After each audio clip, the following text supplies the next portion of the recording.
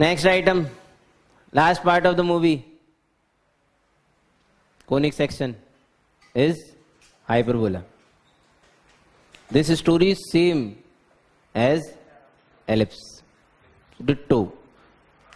तकरीबन 90% चीज सेम है और 90% क्वेश्चन भी सेम है, और एलिप्स के सारे क्वेश्चन में एलिप्स की जगह हाइपरबोला लिख के उन्हें फिर से री इन्वेंट किया जा सकता है, जो कि हम नहीं करेंगे।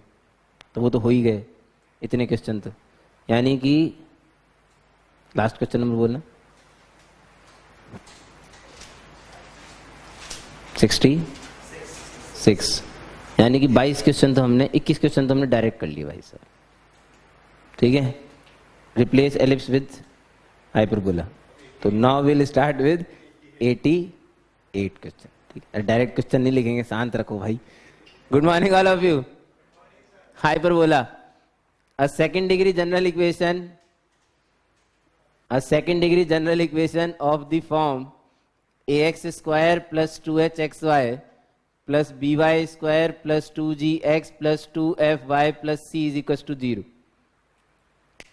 वैसे अगर अपन 88 से स्टार्ट करें तो मैं अपना कोनिक सेक्शन का पैकेज भेज सकता हूँ, मोर देन 100 इलस्ट्रेशंस। समझ में नहीं आया किसी को? सेंचुरी तो हो जाएगी इस बहाने, सब में हो जाएगी सेंचुरी इस तरीके से मेरी। नहीं समझ में आया ना? अरे पैकेज बेचने के लिए मार्केटिंग में ऊपर लिखना पड़ेगा ना भाई, स्टिकर लगा के, इतने इलस्ट्रेशंस 34 तो आप करा भी सकते हो। मतलब तू मेरे को उकसा रही है सेंचुरी करवाने के लिए? मैं वैसे ही कर लूंगा सेंचुरी पे, चौके छक्के मार के। कब तक एक रन लेते रहेंगे? मैं तो वैसे भी, हाँ ऐसे हो जाता। मैं तो वैसे भी जब स्टेडियम पे उतरता था ना भाई, सॉरी फील्ड पे, तो मतलब या तो छक्का या फिर आउट, दो ही बातें होती थी। मतलब क्योंकि छक्का मारने के लिए तो आंख बंद करनी पड़ती है। मैं सारे, क्योंकि ऐसे गंदे गंदे बॉलर थे हमारे उसमें अगेंस्ट वाली टीम में, भाई सब दिखती नहीं थी बॉल। बट मैंने सबसे ज्यादा छक्कों का रिकॉर्ड था मेरा, सबसे ज्यादा कांच मैंने फोड़े थे घरों के। हैं नहीं, कैच नहीं करते थे हमारे वहां पे, कैच कोई नहीं करता था। कैच करने का कॉन्सेप्ट ही नहीं था हमारे। नहीं, फील्डर भी थे, फील्डर सिर्फ बॉल लेके आने का काम करते थे बस। बॉल आपने ज्यादा तेज मार दी, जमीनी तेज मारी तो चौका 100% है, और अगर हवा छक्का 100% है।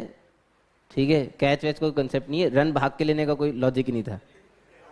हैं नहीं, गली में नहीं, मैदान में खेलते थे भाई। लेकिन लोग इतने कम होते थे ना, मतलब 7-8 लोग। कांच तो क्यों, कांच घरों में नहीं होते, गलियों के बाहर वो मैदान के बाहर घर नहीं होते हैं। पूरा भाई सब बोल रहे हो ना, सबसे ज्यादा छक्कों का रिकॉर्ड था मैदान। मान लो मतलब, नहीं मैदान तो अच्छा था, ये जो तुम्हारा आईएल वाला मैदान है इससे तो बड़ा होगा। नहीं फंटा था 25 रुपए वाला, जो चौराहे पे वो ऐसे घसीट घसीट के बनाते हैं। नहीं, जिससे मम्मी कपड़े धोती वो नहीं। बैट भी आते हैं भाई, 25-50 रुपए के आते थे तब उस समय, अभी भी आते हैं, लेकिन अब 100-125 के हो गए होंगे शायद। नहीं 100-125 के हो गए, इससे ज्यादा नहीं होगा। हाँ 25 का तो 4 गुना ही हुई। तो second degree general equation of the form will represent a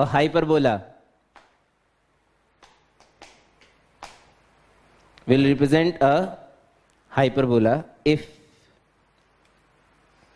delta is not equals to 0 and h square greater than ab or eccentricity greater than 1। वही same story. Second degree general equation के hyperbola represent करने के लिए सिर्फ दो ही condition है। उसका delta, जिसे कभी कभी डिस्क्रिमिनेंट भी बोल दिया जाता है, वो 0 नहीं होना चाहिए, और h square should be greater than a b. और in case of hyperbola, eccentricity of the hyperbola will always be greater than 1। यानी कि किसी भी फिक्स पॉइंट की फिक्स लाइन, किसी वेरिएबल पॉइंट की फिक्स लाइन से डिस्टेंस, नहीं फिक्स पॉइंट से डिस्टेंस, फिक्स लाइन से डिस्टेंस से हमेशा ज्यादा होगी। S p should be greater than p m, वही तो है ना ई। ठीक है, स्टैंडर्ड हाइपरबोला बनाने के लिए एक दूसरी डेफिनेशन दी गई, स्टैंडर्ड हाइपरबोला। फिर से दो फिक्स पॉइंट लिए गए, स्टोरी एकदम सेम है एलिप्स जैसी, c,0 माइनस c,0, बट इस बार जो p पॉइंट लिया गया h, k, उसकी f1 और f2 इन दोनों फिक्स पॉइंट से डिस्टेंसेस का सम लिया गया था एलिप्स में, यहां लिया गया डिफरेंस pf1 माइनस pf2 अगर कांस्टेंट है, अगर उस कांस्टेंट को हम लोग 2a मान लें, क्या मान लें 2a, तो जो p का लोकस आएगा वो मेरा एक स्टैंडर्ड हाइपरबोला की इक्वेशन देगा। अगर लोकस या डेफिनेशन इसकी लिखना चाहें तो हम बहुत आसानी से लिख सकते हैं locus of a moving point locus of a moving point p which moves such that difference of its distance from two fixed points is always constant। बाकी मेरी इंग्लिश आप लोगों से ज़्यादा अच्छी है, ये तो आप सभी जानते हैं, तो आप ज़्यादा बेहतर लिख सकते हैं। मैंने उल्टा बोल दिया, बाकी आप लोगों की इंग्लिश मेरे से ज़्यादा बेहतर है तो आप ज़्यादा बेहतर लिख सकते हैं। फिर भी कई लोगों को मेरे पे विश्वास होता है, ठीक, उन गरीब लोगों के लिए मैं फिर से बोल देता हूँ locus of a moving point P, locus of a moving point P, तुम्हें तो स्टाइल से इंग्लिश लिखते हो फिर भी तुम्हें इंग्लिश पे कॉन्फिडेंस नहीं है अपने। मतलब मैं लिख सकती हूँ लेकिन फिर भी क्यों मेहनत करूं। Okay, thank you. Which move such that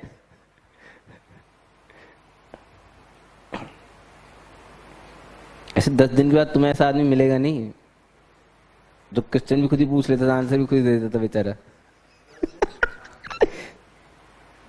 मैंने एक्स्ट्रापोलेट कर दिया भाई, मतलब ठीक है यार, ऐसे कोर्स खत्म होने के बाद 2-5 दिन तो वो मिलने आ ही सकती है ना, इसलिए मैंने 10 दिन कर दिया। मतलब सेल्फिश लोग होते हैं यार कई लोग, बहुत ही। नहीं, वो ये नहीं कह रहा था। It's 13 year running, it's 13 year running, बहुत समय हो गया भाई अब तो। नहीं 13 ही हुए साहब, ये सेंटी क्वेश्चन स्टार्ट हो चुके हैं भाई लो अब सुनो, अब कर क्या रहे थे यार, लोकस लिख रहे थे हम, locus of a moving point. यार मैं फोन तोड़ दूंगा भाई साहब कसम से यार, क्या है यार, किसी न किसी को बज ही जाता है भाई, और आज तो वैसे ही मेरे सबसे बड़े दुश्मन का बज वैसे खुन्नस में रहता है। Locus of a moving point P which moves such that difference of its distances from two fixed points is always constant,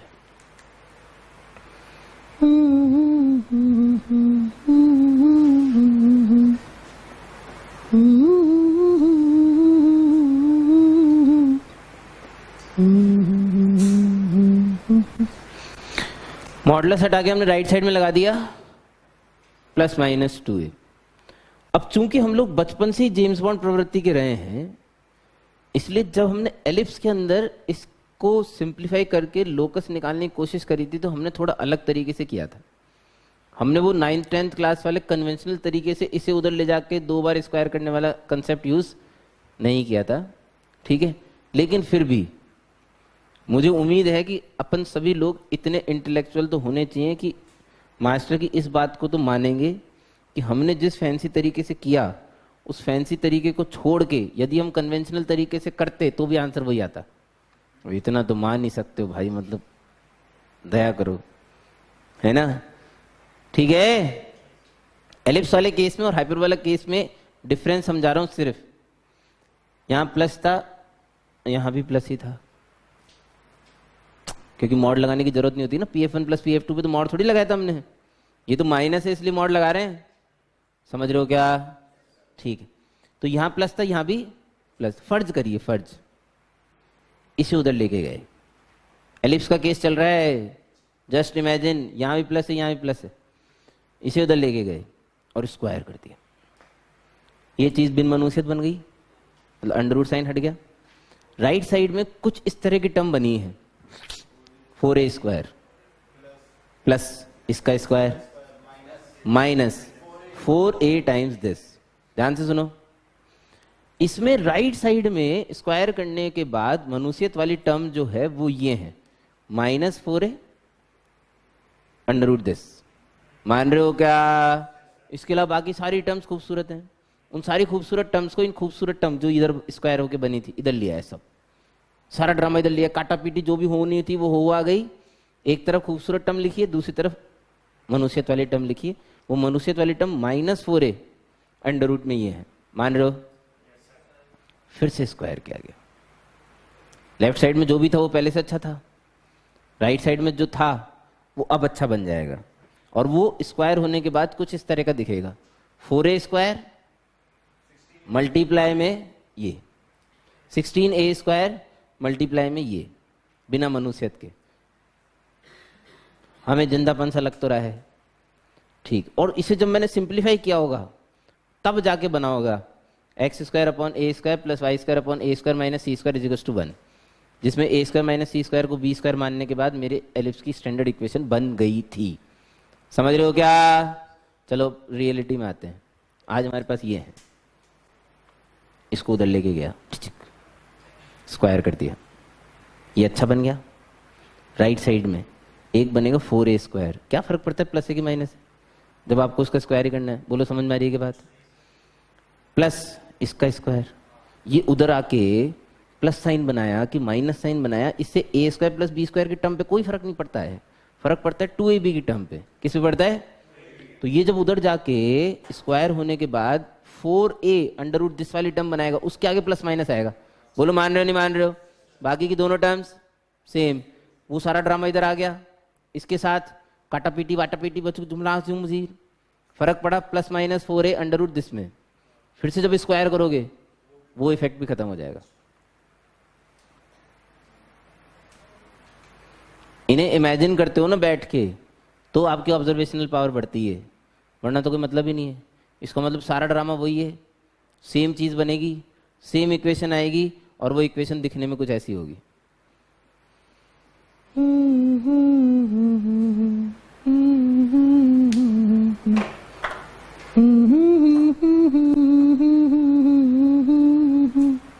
ये मास्टर तो मजाक हो गया बे, ये तो सेम इक्वेशन है ना मुन्ना ना। इस बार डिफरेंस ऑफ टू साइड्स है ट्राइंगल में, ट्राइंगल की डिफरेंस ऑफ टू साइड्स है। उस समय सम ऑफ टू साइड्स थी, उस समय pf1 pf2 को जोड़ा गया था। ट्राइंगल के सम ऑफ टू साइड्स हमेशा थर्ड साइड से, जबकि डिफरेंस ऑफ टू साइड्स हमेशा थर्ड साइड से। here 2a must be less than 2c, very very important. Hyperbola बनने के लिए जो 2a हमने माना था that must be less then 2c। तो क्या इसे पॉजिटिव क्वांटिटी मान पाओगे? जल्दी बोलो यार। ये देखो फिर मर गए सब, तो माइनस लिखना पड़ेगा, ये बनेगा c square minus a square is equal to 1, इसे मान लूंगा b स्क्वायर। स्टैंडर्ड हाइपरबोला की equation x square upon a square minus y square upon b square is equal to 1। Equation को जब मैंने बहुत ध्यान से देखा, उसमें x की पावर भी इवन थी, y की पावर भी इवन थी। का मतलब क्या हुआ? Symmetric about both the axes, यानी कि in all the four quadrant. लगभग फोटो ऐसी होती है।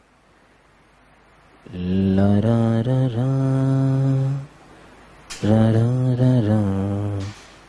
y को 0 रखने पर जनता, y को 0 रखने पर x की वैल्यू प्लस माइनस a, यानी कि ये वाले पॉइंट्स a, 0 और माइनस a, 0 हैं, जिन्हें आगे जाके हम लोग वर्टाइसिस का नाम देंगे।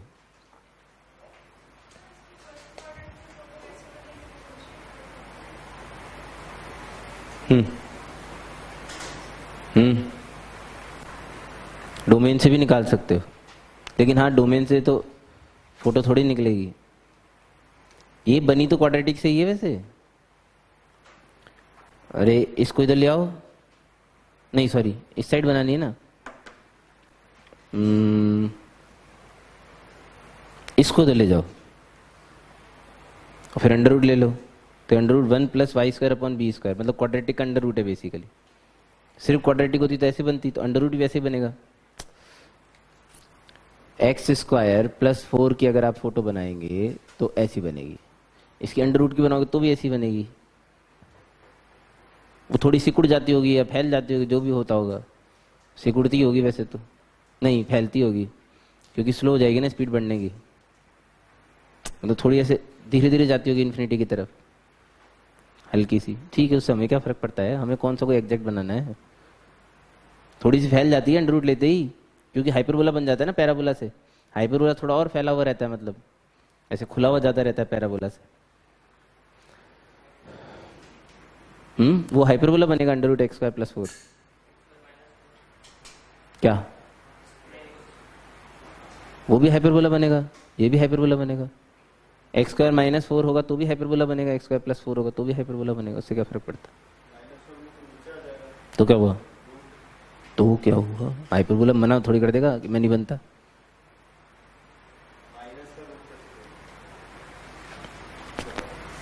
एक्स स्क्वायर माइनस 4 बोल रहे हो क्या? हाँ ठीक है, सही सोच रहा हूँ मैं घबरा गया भाई साहब। 4 माइनस एक्स स्क्वायर सर्कल बनता है, एक्स स्क्वायर माइनस 4 तो हाइपरबोला ही बनेगा। कैसे, मुझे थोड़ी पता है, कोई इतने पैसे थोड़ी लिए मैंने अभी, जितने पैसे लिए उतना ही सामान सप्लाई होगा भाई साहब, शांत। ले ले बदतमीज इंसान। यार पैसे का जोड़ दिखाते हैं लोग आगे यार आज के में। कैसे दिन आ गए मतलब यार, देखो औकात ही नहीं बेचारे टीचर की यार। हैं राघव जी, एक तो राघव जी धमकी देते रहते हैं, मसाला नहीं खिलाऊंगा, मसाला नहीं खिलाऊंगा। ये देखो,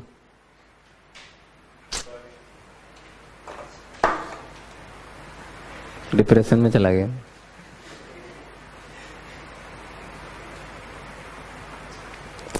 हाँ, टीचर की वैल्यू नहीं है ना, क्या करें हम, समाज ही ऐसा ही है। ठीक है, चुप रहो यार तुम लोग। X square upon a square minus 1 is equal to y square upon b square, this should be greater than equal to 0। Y square upon b square की वैल्यू तो 0 0 से बड़ी होनी चाहिए ना। तो इसको जब आप ग्रेटर देन इक्वल टू 0 करोगे तो यहाँ से आ जाएगा mod x must be greater than equal to a, यानी कि x must be greater than equal to a और x must be less than equal to minus a. इसे कहते हैं डोमेन निकालना। बेसिकली डोमेन निकाल लिया हमने कि जो ग्राफ बनेगा वो सिर्फ ए के राइट में या माइनस ए के लेफ्ट में बनेगा। बीच में जंगल है भैया, बीच में कोई कर्व नहीं आया, वाई की वैल्यू नहीं आएगी। ठीक है, तो वो तो वैसे ही हमने जस्ट खुद के एनालिसिस के लिए एक चीज निकाल ली। अब नेक्स्ट इज, इसके बाद क्या करते हैं हम लोग कोनिक में,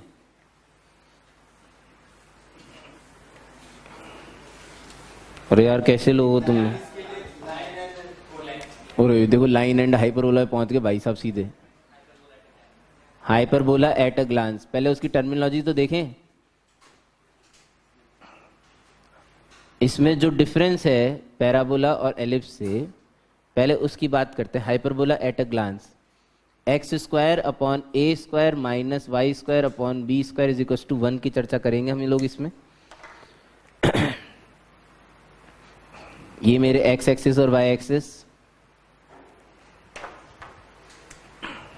और ये मेरा कुछ तो हाइपरबोला इस तरह का, चारों एक्सिस में symmetric,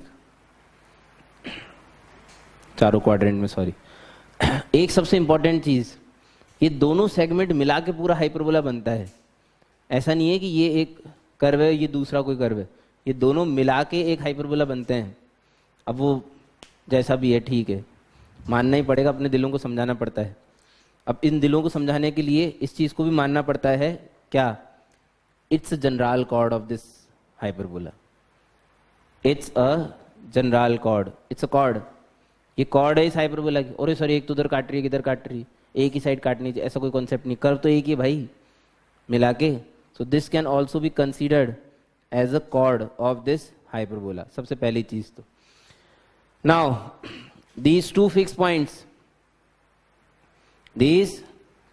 points are called foci, वही same, these two fixed points are called foci।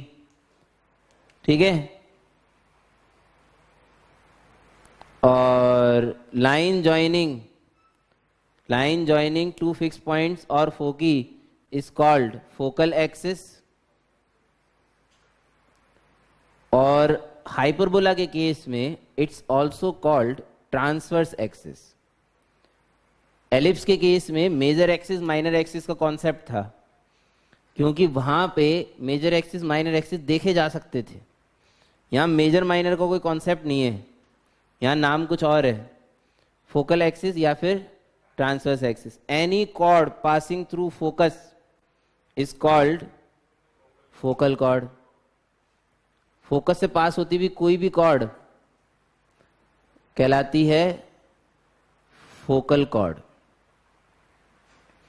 Any chord perpendicular to the transverse axis is called double ordinate. Any double ordinate passing through focus or any focal chord perpendicular to the transverse axis is called latus rectum.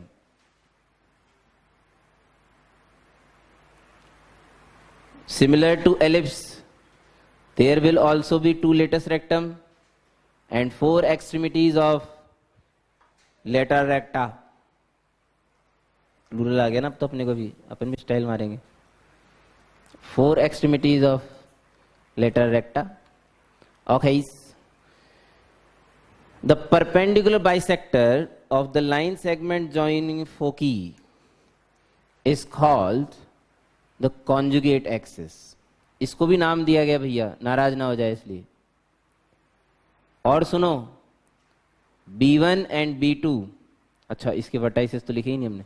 B1 and B2 are called the extremities of conjugate axis, जिनके coordinate 0, B और 0, -B लिए गए। इसका logic कुछ और है, ये B1 और B2 का कॉन्जुगेट एक्सिस का कॉन्सेप्ट कुछ अलग है। एलिप्स के केस में तो क्या था कि जो इंटरसेक्शन पॉइंट थे माइनर एक्सिस के, उन्हें हमने एक्सट्रीमिटीज ऑफ माइनर एक्सिस बोल दिया था। बट यहाँ इंटरसेक्शन का कॉन्सेप्ट इसलिए नहीं है क्योंकि वाई एक्सिस पे तो कहीं इंटरसेक्ट ही नहीं करता। तो इस कॉन्जुगेट एक्सिस का कॉन्सेप्ट कुछ और है जो अभी हम लोग डिफाइन करेंगे। मेरे कर्व का इंटरसेक्शन ट्रांसवर्स एक्सिस के साथ जहाँ पे हुआ है उन्हें बोला जाता है वर्टाइसिस, जिनके कोऑर्डिनेट 0, A, 0 और -A, 0 होंगे। Intersection point of transverse axis and conjugate axis is called the center, which is denoted by O, same as ellipse. Ellipse में मेजर और माइनर एक्सिस का इंटरसेक्शन सेंटर कहलाता था। Any chord passing through center is called the diameter. This is diameter.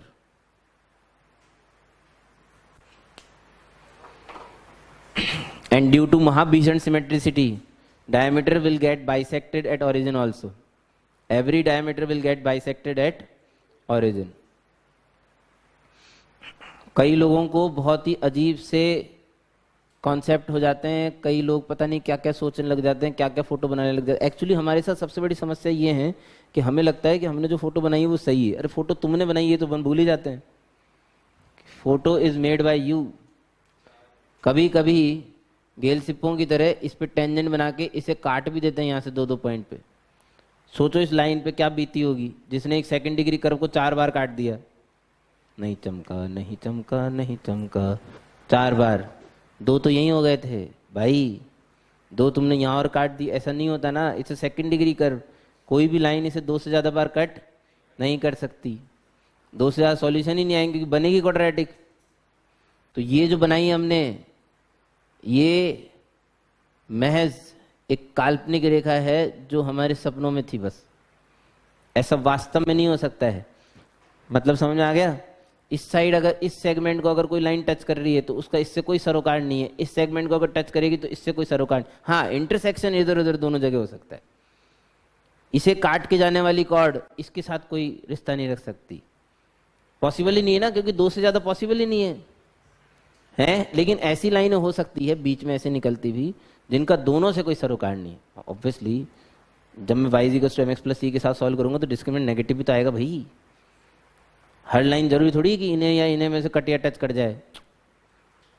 Clear है? ये तो कुछ वैसी बातें, मतलब ठीक है, क्योंकि कई लोग इन्हें अलग अलग मानते हैं, मतलब इस सेगमेंट को अलग, उससे ये दोनों मिला के एक कर्व को कंप्लीट करते हैं। ठीक है? नहीं हो सकती ना, दोनों पे टेंजेंट कैसे हो जाएगी? दोनों पे टेंजेंट होगी तो 4 सॉल्यूशन आ गए ना भाई। Tangent consist 2 coincident solution at least, and in this case only 2। At least इसलिए क्योंकि 2 से ज्यादा 4 भी हो सकते थे टेंजेंट के केस में। सब भूल गए हैं, सब भूल गए हैं, सब निकल रहा है ऊपर से।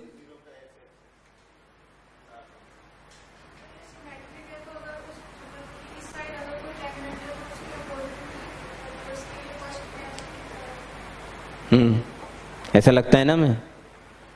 हाँ तो गलत लगता है, हाँ तो गलत लगता है ना, बोल तो रहा हूँ देवी अम्मा। सी सेइंग इसका जिसके पास भी तोड़ू आंसर वो दे। मिस एकप्रीत खून पियो प्रतियोगिता को कंटिन्यू करते हुए फिर से एक क्वेश्चन लेके आई और वो क्वेश्चन ये है कि फर्स्ट क्वाड्रेंट में किसी पॉइंट पर अगर टेंजेंट बनाई जाएगी तो ड्यू टू सिमेट्रिसिटी वो फोर्थ क्वाड्रेंट में, जैसे मान लो यहाँ पे 2,2 पे एक टेंजेंट बनाई, सपोज 2,2 एक पॉइंट है जो इस हाइपरबोला पे आ रहा है, तो -2, शायद यही कहना चाह रही होंगी वो। -2 will be considered as the corresponding point, मतलब सिमेट्रिक पॉइंट। तो यहाँ पे 2,2 बनाई गई टेंजेंट -2 पे भी टच करनी चाहिए सिमेट्रिसिटी की वजह से। इसका तोड़ू आंसर किसके पास है? ये कह रहे हैं कि सर नहीं, वो टेंजेंट पैरेलल होगी, ये सेम 2,2 वाली के सेम नहीं होगी, पैरेलल होगी, पैरेलल उसी स्लोप की बनेगी। ये बात सही है आपकी, जैसा एलिप्स में होता था ना, उसी स्लोप की टेंजेंट बनेगी, पैरेलल बनेगी, लेकिन सेम नहीं बनेगी। सेम तो बन ही नहीं सकती ना, यहाँ पे बनने वाली टेंजेंट तो उसके दूर से निकल जाएगी भाई साहब, रिश्ता ही नहीं है, कोई मतलब ही नहीं। और यहाँ सिमेट्रिक पॉइंट बनाओगे तो भी पैरेलल बन जाएगी, लेकिन सेम नहीं बन सकती। Line can be parallel, symmetricity का ये मतलब है कि वो टेंजेंट लाइंस पैरेलल होंगी, ठीक है? क्योंकि जैसा आप कह रहे हैं वैसा होने के लिए उसे ओरिजिन से पास होना जरूरी है, because this is the most symmetric point in the entire photo, ठीक है? और अगर आप ऐसे सिमेट्रिक टेंजेंटों को ओरिजिन से पास करने लगे तो ओरिजिन तो बर्बाद हो जाएगा भाई साहब। ओरिजिन से कितनी टेंजेंटें बना दोगे भाई? एक एक्सटर्नल पॉइंट से किसी भी कर्व के लिए 2 बना सकते हो, एक एक्सटर्नल पॉइंट से किसी सेकंड डिग्री कर्व के लिए 2 टेंजेंट बना सकते हो। ओरिजिन तो लुट जाएगा भाई अगर इसे सिमेट्रिकल टेंजेंट ओरिजिन से पास होने लग गई तो। ओरिजिन से पास होना कंपलसरी है नहीं है तुम्हारी वाली फोटो के हिसाब से, इतना तो चमकता है ना सिमेट्रिसिटी का मतलब, ठीक है? तो ओरिजिन तो निपट लिया, फिर ओरिजिन तो पतली गली चला जाएगा, ये तो बर्बाद हो गया भाई। हर कोई इसी से पास होना चाहेगा, हम भी होंगे, हम भी होंगे, हम भी होंगे, तो सब समाप्त। ओरिजिन से इतने थोड़ी टेंजेंट खींच सकते, किसी भी एक्सटर्नल पॉइंट से 2 से ज्यादा टेंजेंट आप नहीं खींच सकते, पॉसिबल ही नहीं है सेकंड डिग्री कर्व। सारी पूरी मैथ ही उड़ गई, फिर तो सब तबाह मचा दिया आपने। हर जगह क्वाड्रेटिक बन रही थी, हर जगह आप चाहते हो इनफाइनाइट सॉल्यूशन हो जाए, ऐसा थोड़ी होता है। फिर तो क्वाड्रेटिक बनना ही बंद हो जाएगी, सब चिल्लाएंगे हम आइडेंटिटी आइडेंटिटी आइडेंटिटी, छोड़ छोड़ छोड़। ऐसा नहीं होता।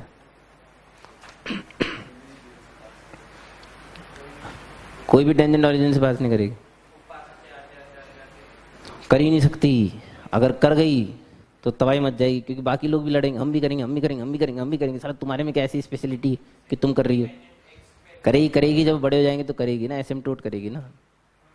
Asymptote will pass, but that is the limiting case. उन्हीं के पास ही इंडिपेंडेंस थी कि तुम कर जाओ, चलो ठीक है, क्योंकि तुम्हारा नाम भी अलग है, बाकियों के नाम तो टेंजेंट है ना, वो कैसे कर सकती है? टेंजेंट कट जाएगी तो लड़ाई नहीं हो जाएगी बाकियों में, हम क्यों नहीं पास कर सकते? तो फिर इस लड़ाई हो जाती। फिर एसिम्प्टोट को दर्जा दिया गया ना ऐसा, वो लिमिटिंग केस था टेंजेंट का, उसके बाद कोई टेंजेंट एग्जिस्ट नहीं करती थी, इसलिए ऐसा होता है। सब डिस्कस कर लिया हमने, पूरा हाइपरबोला खत्म हो गया। लो बातों ही बातों में खत्म कर दिया हमने, अब कुछ पढ़ने की जरूरत नहीं है। मुबारक हो, अगली मुलाकात अगले साल। ये बद्दुआ थी, दुआ थी, कुछ नहीं। फर्स्ट #1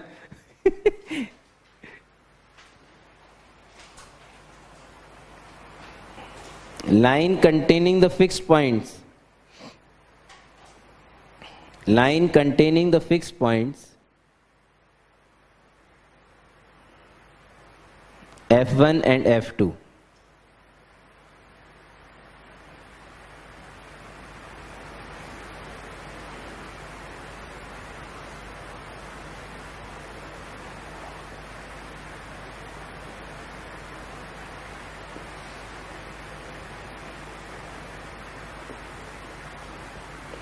आपने बहुत ही खूबसूरत लिखा है डबल ऑर्डिनेट और लेटेस्ट रेक्टम। क्यों, मतलब खूबसूरत क्यों थोड़ी होता है? खूबसूरत तो खूबसूरत होता है, खूबसूरती की वजह थोड़ी होती है। Line containing the fixed points F1 and F2 is called focal axis, is called focal axis or transverse axis। आलसी इंसान ने ट्रांसवर्स एक्सिस को बोला यार मैं टीए काम चला लेता हूँ छोड़ो, तो लोगों ने बोला हाँ ठीक है, शॉर्ट में टीए भी लिख सकते हैं ट्रांसवर्स एक्सिस को, फोकल एक्सिस और transverse axis. And the distance between F1 and F2 and the distance between F1 and F2 is called focal length।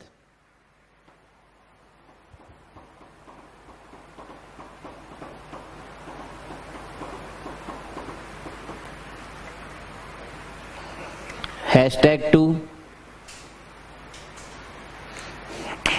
the intersection point of the curve, the intersection point of the curve with transverse axis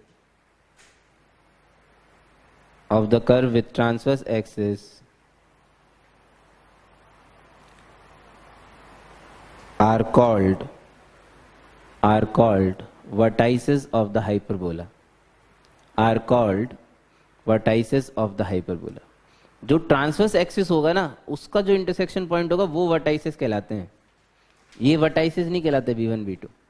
only A1 A2 are called vertices. Same ellipse, सिर्फ A1 A2 जो होते हैं वही जो major axis पे आ रहे हैं वही वर्टाइसेस कहलाते हैं, माइनर एक्सिस वाले सिर्फ एक्सट्रीमिटीज ऑफ माइनर एक्सिस कहलाते हैं। Third, distance between the vertices A1 and A2, distance between the vertices A1 and A2, that is 2a, that is 2a is length of transverse axis, is length of transverse axis। Fourth, the perpendicular bisector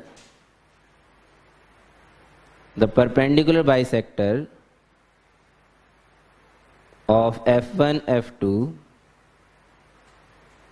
is called the conjugate axis।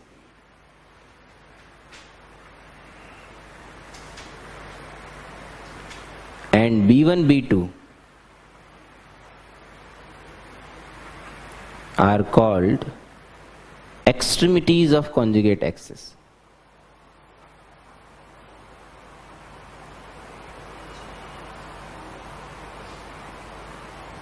Fifth, the distance between B1 and B2,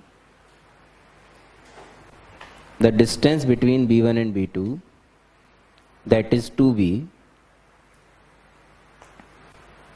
is called length of conjugate axis, is called length of conjugate axis।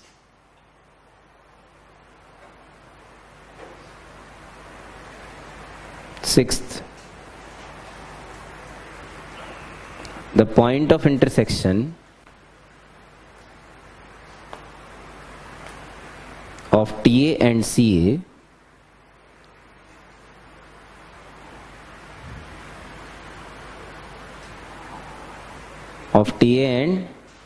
is called the center, and any chord passing through it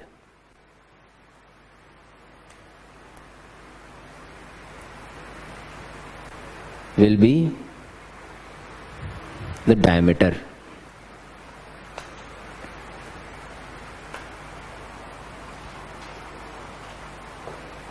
TA and CA together known as principal axis of hyperbola, principal axis of hyperbola. The next is, इसके बाद हमने define करा था ellipse में eccentricity, which is denoted by E. बिल्कुल same, E is defined by C by A, same to same. Distance of focus from center upon distance of vertex from center. यहाँ पे क्योंकि A C से छोटा है इसलिए eccentricity automatically 1 से बड़ी हो जाएगी, since A was lesser than C. Formula लाने के लिए E स्क्वायर, क्योंकि मेरे पास तो जो हाइपरबोला की इक्वेशन होगी वो इस तरह की दी होगी, यानी कि मेरे पास A है B है, A और B, C तो है ही नहीं, तो C हटाना पड़ेगा ना भाई फॉर्मूले में से। तो लोगों ने बोला स्क्वायर कर दो, E square will be equals to C square upon A square. Now C square minus A square को हमने B स्क्वायर माना था, तो C स्क्वायर की जगह A square plus B square, यानी कि 1 plus B square by A square. This is E square, which also says eccentricity must be greater than 1. Same जैसे एलिप्स में हमने किया था, इसको 2b का होल स्क्वायर अपॉन 2a का होल स्क्वायर भी लिख सकता हूं। Now 2b was conjugate axis and 2a was transverse axis. ध्यान दो इस पे, अगर मुझे conjugate axis और transverse axis की लेंथ पता है तो मैं एसेंट्रिसिटी निकाल सकता हूं, बिल्कुल सेम जैसे एलिप्स में हमने माइनर एक्सिस और मेजर एक्सिस के साथ किया था।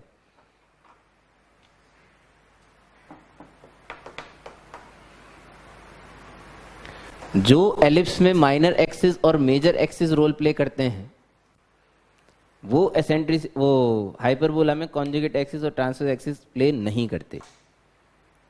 यहां बड़े और छोटे से कोई रिश्ता नहीं है, इस बात को बहुत ध्यान से सुने। X square upon 4 minus y square upon 1 is equal to 1 की फोटो ऐसी बनेगी। X square upon 1 minus y square upon 4 is equal to 1 की फोटो भी ऐसी ही बनेगी। ये बड़े छोटे कोई लॉजिक नहीं है। यहां पे एलिप्स में ये एलिप्स खड़ा हो गया था भाई साहब, ए बी अगर छोटे बड़े हो जाएं तो लेटा एलिप्स खड़ा हो जाता है। यहाँ पे ऐसा कोई कॉन्सेप्ट नहीं है, यहाँ ऐसा ही रहेगा, क्योंकि अगर आप इसका डोमेन निकालोगे तो x less than equals to -1, x greater than equals to 1 आएगा। इसका निकालोगे x greater than equals to 2, x less than equals to -2 आएगा। तो फोटो तो ऐसी ही बननी पड़ेगी भैया, ठीक है। अब बात आती है कि कॉन्जुगेट वाला एक्सिस वाले का कॉन्सेप्ट है क्या, वो आया कहाँ से और उसकी जरूरत क्यों पड़ी। ठीक है, उड़ा रहा हूं।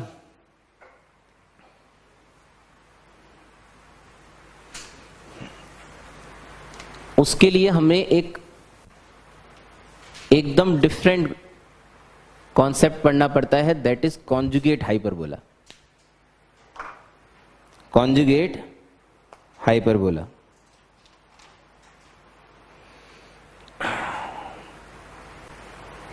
जैसे मल्टीप्लिकेटिव इनवर्स होता है ना, जैसे इनवर्स फंक्शन होता है ना,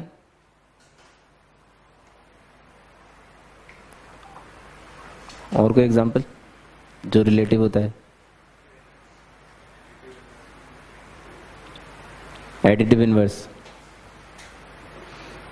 ये लोग क्या है ना कि कभी खड़े होकर ऐसे नहीं बोल सकते कि मैं मल्टीप्लिकेटिव इनवर्स हूं, लोग धुतकार देंगे उसे, लपड़ और मार देंगे, ज्यादा गुस्सा आ जाएगा। तो क्या बकवास कर रहा है भाई, क्या होता है मल्टीप्लिकेटिव इनवर्स? मल्टीप्लिकेटिव इनवर्स कुछ नहीं होता, because it's not a absolute word, it's a relative word. Multiplicative inverse सिर्फ हमेशा किसी ना किसी के रेस्पेक्ट में ही हो सकता है। I am multiplicative inverse of 2, हाँ, लोग इज्जत देंगे, एकदम बैठाएंगे बेचा, हाँ हाँ हाफ आया भाई। ऐसे हाफ जाके किसी ऐसे मेले में जाके चिलम में मल्टीप्लिकेटिव इनवर्स, लपड़ पड़ेगा भाई खिंचा के, तो क्या होता है भाई, एब्सोल्यूट टर्म थोड़ी रिलेटिव है। तो ऐसे कॉन्जुगेट हाइपरबोला भी एक रिलेटिव टर्म है। I am conjugate hyperbola, what is this? Conjugate hyperbola जो है वो किसी हाइपरबोला के रेस्पेक्ट में हो सकता है। अब उसको किस तरीके से डिफाइन किया गया पहले वो देख लो। corresponding to every hyperbola there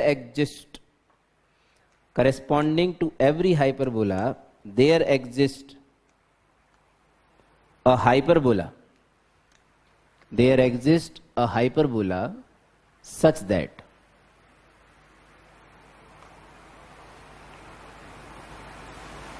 the conjugate axis such that the conjugate axis and transverse axis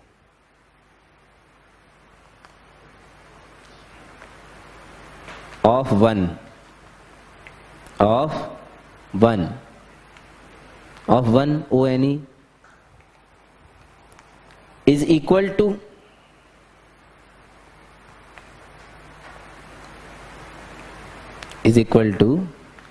the TA and CA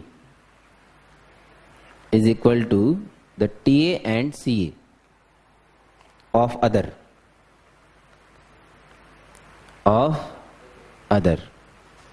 बीच में कहीं जगह आपको मिले तो ड्राइविंग लाइसेंस की इच्छा है कि रेस्पेक्टिवली भी लिख लो। अदर से पहले अगर आपके पास जगह हो तो RESP घुसेड़ दो,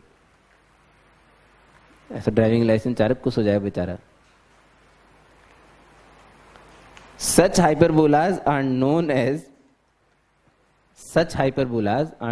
as conjugate to each other।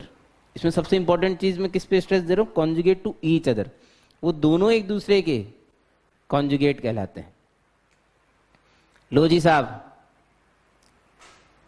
अगर सपोज मेरे पास एक हाइपरबोला है x² upon a² minus y² upon b² is equal to 1, मैंने इसे हाइपरबोला का दर्जा दिया,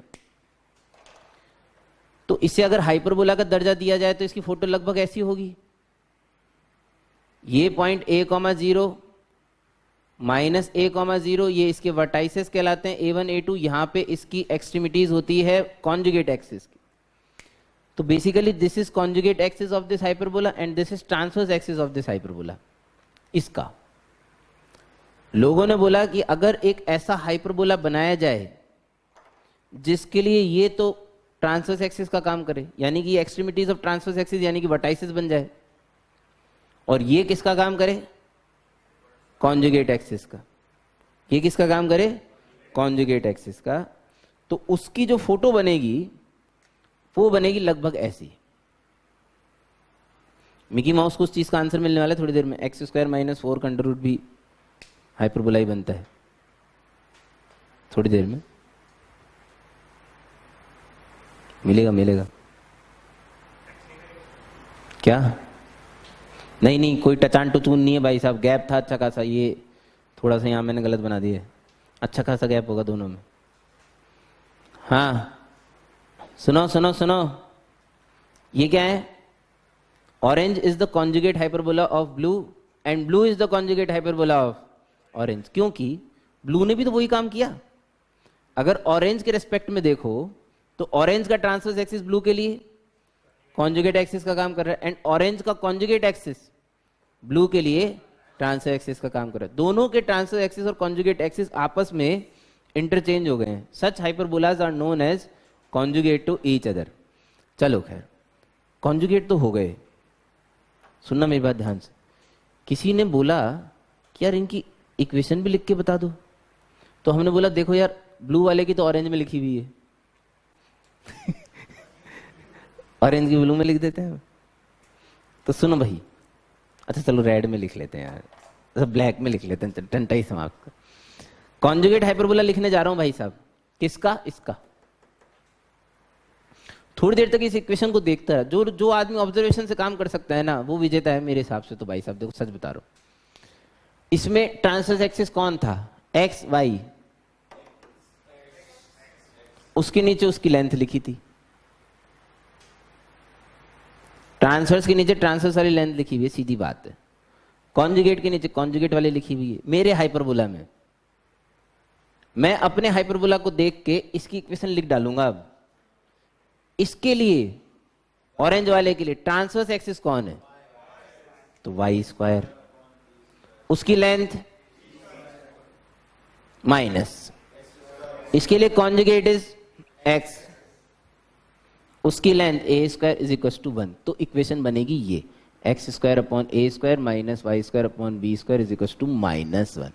दिस इज कॉन्जुगेट हाइपरबोला। ध्यान दें,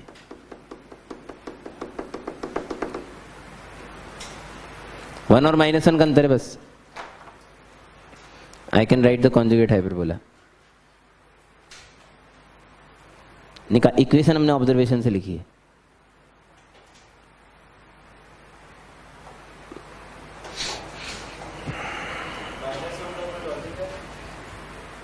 डोमेन बदल जाएगा, यही लॉजिक है। इस -1 का सिर्फ यही लॉजिक है कि डोमेन बदल जाएगा इसका। आप इसे निकालोगे, इस y² minus y² upon b² को उधर ले जाओगे और ग्रेटर देन इक्वल टू 0 करोगे तो y greater than equal to b और y less than equal to -b, यानी कि इसके ऊपर और इसके नीचे। और जबकि x के रेस्पेक्ट में निकालने की कोशिश करोगे तो x बिलोंग्स टू r आएगा। x के लिए अगर इसका डोमेन निकालने की कोशिश करो तो x बिलोंग्स टू r आएगा। ये डोमेन बदल जाएगा बस। तो अपने आप फोटो आपको ऐसे दिखेगी। -1 का और कोई लॉजिक नहीं है। जब ये कॉन्जुगेट हाइपरबोला बना लिए लोगों ने तो जाहिर सी बात है फिर तो लालच बढ़ा। अब लालच क्या बढ़ा, सुनो। Note number 1 N1, if E1 and E2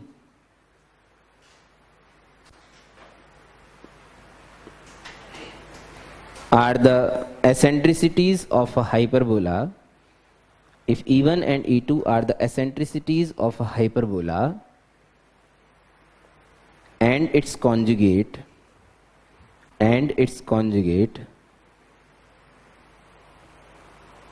then 1 upon E1 square plus 1 upon E2 square is equals to 1। मान लो ये रिजल्ट प्रूव करने को दे दिया जाए कि E1 और E2 के रेसिप्रोकल का स्क्वायर जो है वो का सम जो है वो 1 आता है। तो देखो भाई, E1 मान लेते हैं इसकी एसेंट्रिसिटी और E2 मान लेते हैं इसके कॉन्जुगेट की एसेंट्रिसिटी। बहुत इंटरेस्टिंग है E1 स्क्वायर और E2 स्क्वायर लिखना।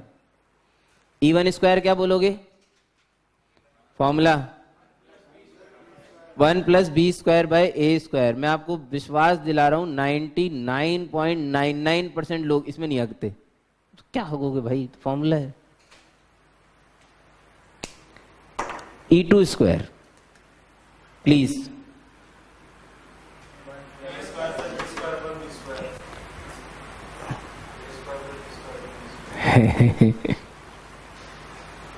1 + a² / कहां से, मतलब इस फॉर्मूले से बता रहे हो? a² / b² कहां से सोच के लाए? क्योंकि संबंध लाना है रेसिप्रोकल का। अब हाँ, मेरे पास एक फॉर्मूला और था, कॉन्जुगेट का स्क्वायर अपॉन ट्रांसवर्स का स्क्वायर। इस ऑरेंज वाले के लिए कॉन्जुगेट ये है भाई साहब, कौन सा, ए वाला, तो 1 + a², और ट्रांसवर्स बी वाला है यानी कि b²। इसलिए तो a² + b² upon b²। Needless to से अगर रेसिप्रोकल करके सम करोगे तो बना ही जाएगा, मतलब ठीक है। उसके लिए तो ऐसा कोई प्रूव करना कोई बहुत बड़ी बात नहीं है। Note number 2,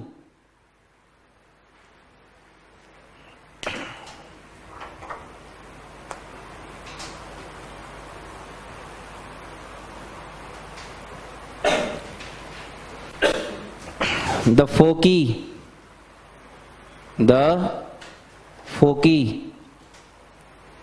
of two conjugate hyperbolas, the foci of two conjugate hyperbolas are concyclic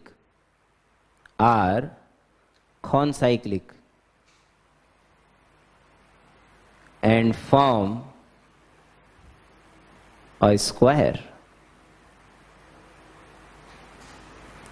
सुनो सुनो सुनो, ये F1 F2 F3 F4 जो है ये एक स्क्वायर कंस्ट्रक्ट करते हैं। अगर किसी ने ये कहा, क्या कंस्ट्रक्ट करते हैं, स्क्वायर, मतलब कौन साइक्लिक भी है। तो स्क्वायर अगर मैंने प्रूव कर दिया तो कौन साइक्लिक तो ऑटोमेटिक ही हो गया, क्योंकि square is always a cyclic quadrilateral. कौन साइक्लिक तो हो ही जाएंगे, तो स्क्वायर प्रूव कर दूंगा तो सफिशिएंट है। It is sufficient to prove कि ये स्क्वायर है, ठीक है। अच्छा, ये रोम्बस तो 100% है, रोम्बस ही बोलते हैं ना उसे। हाँ, ड्यू टू महाभीषण सिमेट्रिसिटी रोम्बस तो है ही। अगर मैं ये प्रूव कर दूं कि इसके डायगोनल इक्वल है, क्या प्रूव कर दूं? इसके डायगोनल्स इक्वल हैं, तो मेरा काम हो जाएगा फिर तो एक काम करते हैं फिर, सुनो, इस वाली डिस्टेंस को OF1 को C1 मान लेते हैं और इस वाली डिस्टेंस को C2 मान लेते हैं और C1 और C2 को बराबर करने की कोशिश करते हैं। अब C1 देखो क्या है, सुनना ध्यान से। वर्टाइसेस के कोऑर्डिनेट को एसेंट्रिसिटी से मल्टीप्लाई करने पे फोकस के कोऑर्डिनेट आ जाते हैं। इसके कोऑर्डिनेट हो जाएंगे AE1, 0। वर्टाइसेस के कोऑर्डिनेट को इसकी एसेंट्रिसिटी से मल्टीप्लाई करने पे इसके फोकस के कोऑर्डिनेट आ जाने चाहिए। इसकी एसेंट्रिसिटी क्या मानी थी? तो इसके कोऑर्डिनेट क्या हो गए? 0, BE2। मान रहे हो नहीं मान रहे हो यार? ठीक। C1 AE1 square, yes please, E1 square A square plus B square upon A square, बाजे A square plus B square. C2 square B square E2 square, B square into A square plus B square upon B square, A square plus B square which is equal, hence root. अगर diagonal equal है यानी कि ये rhombus एक square है, और अगर ये स्क्वायर है तो फिर कौन साइक्लिक तो होगा ही।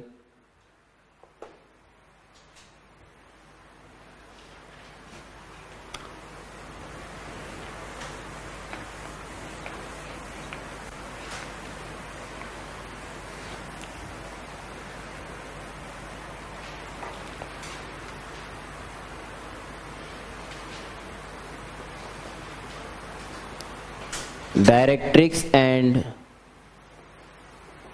focal directrix property. Directrix and focal directrix property.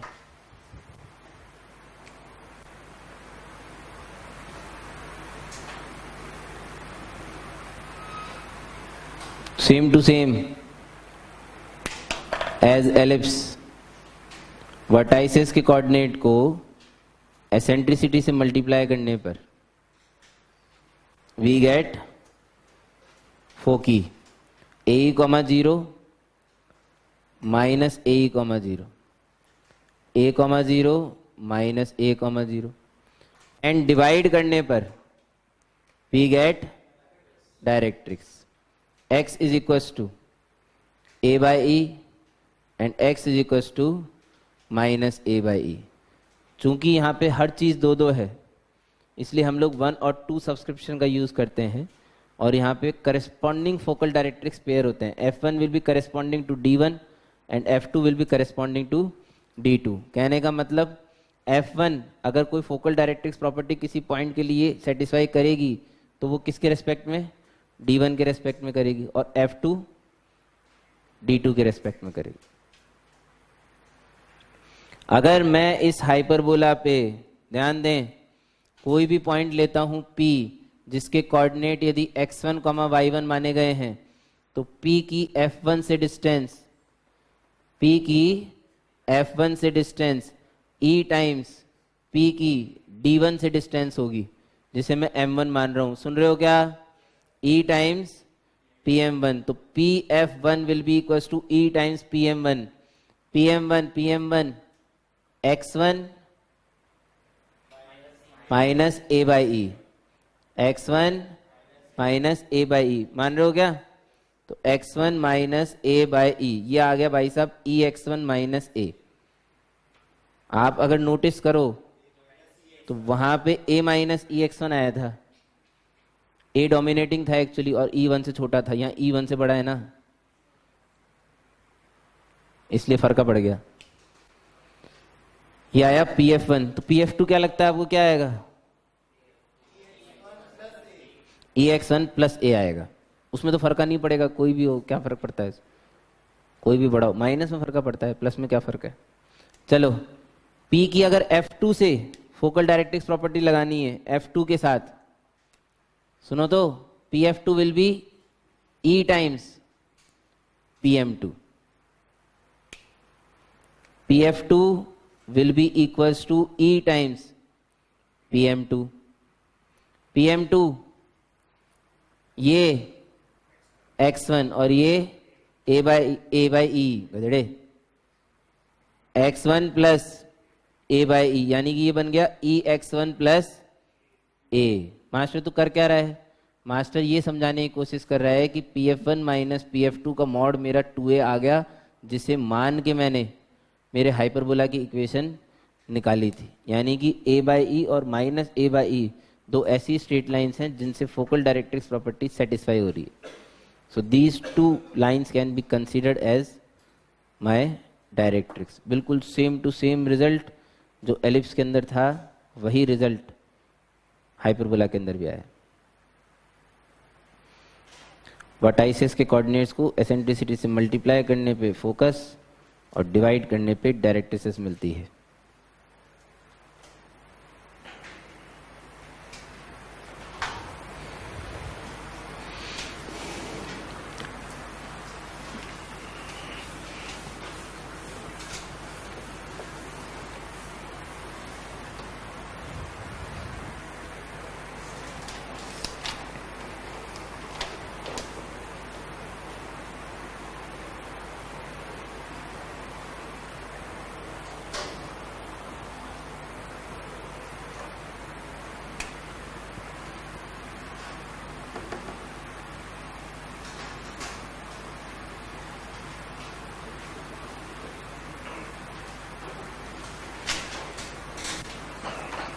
Length of latus rectum. Length of latus rectum निकालने के लिए लोगों ने बोला कि पहले एक्सट्रीमिटीज ऑफ लेटेस्ट रेक्टम तो निकालो, तो हमने बोला अभी निकाल देते हैं, तो बड़ी सिंपल बात है। एक्सट्रीमिटी ऑफ लेटेस्ट रेक्टम निकालने के लिए मुझे हाइपरबोला की इक्वेशन को सॉल्व करना पड़ेगा किसके साथ? x इक्वस टू ये माइनस ए कॉमा जीरो है ना, x इक्वस टू ए के साथ। तो x इक्वस टू ए के साथ x square upon a square minus y square upon b square is equal to 1 को सॉल्व किया गया। X is equal to a रख दिया गया, e square minus 1 is equal to y square upon b square, e square minus 1 is equal to b square upon a square, y is equal to plus minus b square upon a. Latus rectum के extremities plus minus a comma plus minus b square by a, short में लिख दिया हमने तो। और नीचे 4 points और लिख दिए। 4 पॉइंट्स इसलिए लिख दिए कि चारों ले ले आदमी, plus plus plus minus minus plus minus minus. जब इनके कोऑर्डिनेट आ गए थे तो लेटेस्ट रेक्टम की लेंथ भी मेरे लिए ज्यादा मुश्किल नहीं थी। कितनी आई? 2b स्क्वायर बाय ए। क्या ये सेम रिजल्ट है? इस रिजल्ट लेटेस्ट रेक्टम की लेंथ के अलावा बाकी सारे रिजल्ट हाइपरबोला के एलिप्स के रिजल्ट में बी स्क्वायर को माइनस बी स्क्वायर से रिप्लेस करने पर आ जाएंगे। लेटेस्ट रेक्टम की लेंथ में बी स्क्वायर को माइनस बी स्क्वायर से इसलिए रिप्लेस नहीं किया गया जिसलिए आप समझते हैं। तो लेंथ तो पॉजिटिव ही दोगे ना भाई साहब, इसलिए बाकी सारे रिजल्ट बी स्क्वायर को माइनस बी स्क्वायर से रिप्लेस करने पर बनाए जा सकते हैं। हम देख लेंगे अभी थोड़ी देर में। ये आ गई लेटेस्ट रेक्टम की लेंथ 2b स्क्वायर अपॉन ए। ओके, इसके बाद फिर इसके साथ थोड़ा बहुत कुछ खेला पेला गया, तो ये बन गया a square times e square minus 1 upon a cancel, a अंदर ई बाहर, 2e times a minus a by e. ये ए माइनस ए बाई ई क्या है भाई? ए ये हैं, ए बाई ई ये हैं, यानी कि F1N1। इन्हें N1 बोलते थे, या तो F1N1 पकड़ लो या F2N2 पकड़ लो, यानी कि फोकस और करस्पॉन्डिंग फुट ऑफ डायरेक्ट्रिक्स के बीच की जो डिस्टेंस है उसका 2e टाइम्स हमेशा लेटेस्ट रेक्टम की लेंथ देगा, जो कि किसी भी कोनिक के अंदर होल्ड करता है। ये चर्चा पहले करी जा चुकी है, इसलिए मेरी शक्ल देखने से कुछ नहीं होने वाला। मैं दोबारा लिखा भी नहीं रहा हूं इसे, कि रिजल्ट पहले भी लिखाया जा चुका है। अब हम लोग बड़े हो गए हैं और अब हम लोग क्वेश्चन करने जा रहे हैं।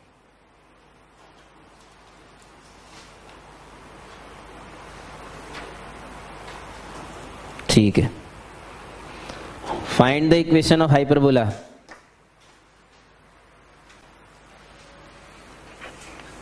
Question number 67.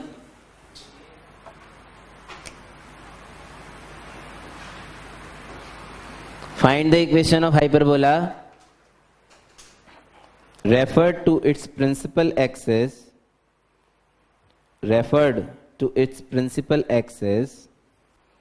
as the coordinate axis.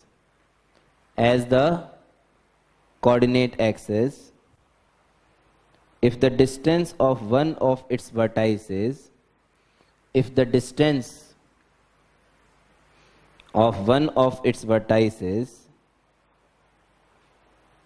from the foci are 3 and 1.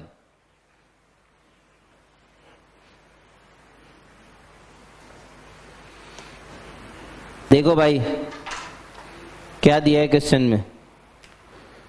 Question कह रहा है कि एक तो हाइपरबोला है भाई, उस हाइपरबोला का एक जो वर्टेक्स है, एक वर्टेक्स उसके फोकी से, क्योंकि फोकी 2 होती है तो एक से तो डिस्टेंस 1 दिया है।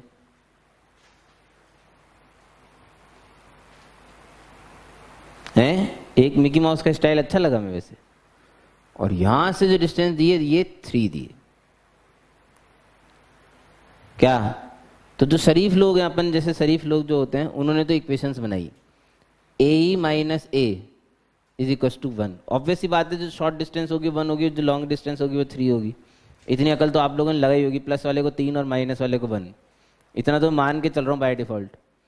और ए प्लस ए ये और ए ये इज इक्वल टू 3। इन दो रिश्तों को सॉल्व करके बहुत ही आसानी से ए और ई निकाला जा सकता है, ठीक है। बट मिकी माउस जी ने हमें एक अच्छी चीज़ दिखाई, मतलब मैंने तो कभी सोचा नहीं था ऐसा। ये 1 है तो यही 1 होगा, तो ये 2 होगा, तो ए की वैल्यू 1 डायरेक्ट भी आ गई।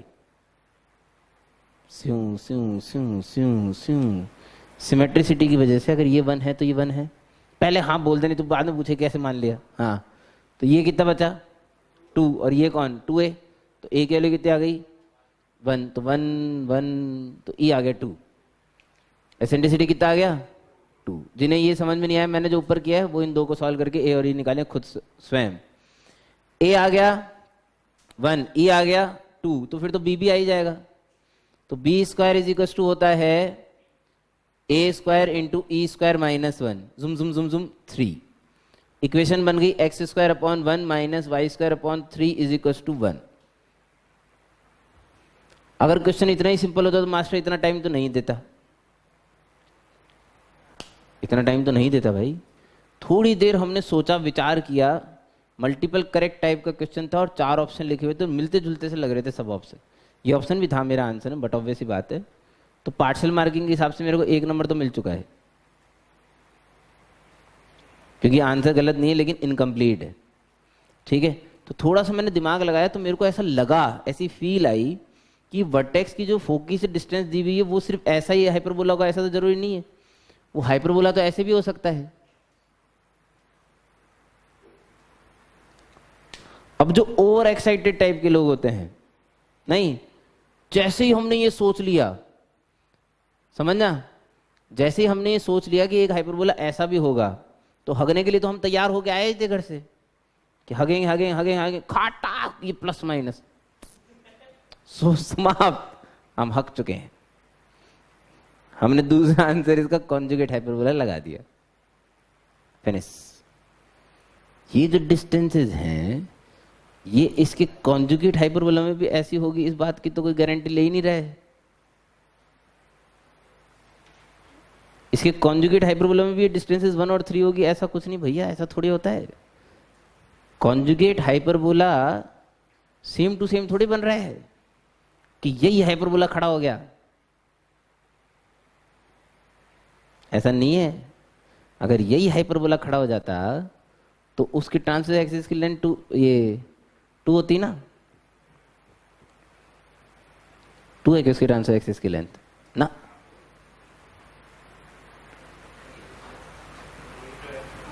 अबे चंपू, इसके कॉन्जुगेट हाइपरबोला की जो लेंथ है ट्रांसवर्स एक्सिस की, इसके कॉन्जुगेट हाइपरबोला का जो ट्रांसवर्स एक्सिस होगा उसकी लेंथ 2√3 है।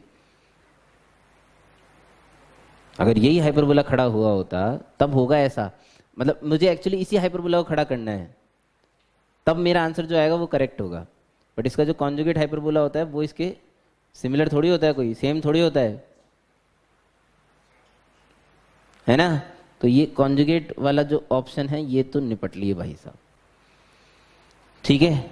तो उसका आंसर कैसे आएगा? तो उसका आंसर हमने बोला कि x² minus y² is equal to -1 है। कुछ लोग थोड़ा बहुत ऐसे इधर उधर हिले डुले, लेट डाइजेस्ट होगा, आई एग्री, और जिसे बिल्कुल उम्मीद है कि नहीं सर हमें तो डाइजेस्ट नहीं ही होगा, वो दोबारा कर लो। इसके कोऑर्डिनेट 0, इसके कोऑर्डिनेट 0, BE, और इसके कोऑर्डिनेट 0, -BE। बिल्कुल सेम टू सेम प्रोग्राम करोगे, वापस B और E की वैल्यू निकालोगे।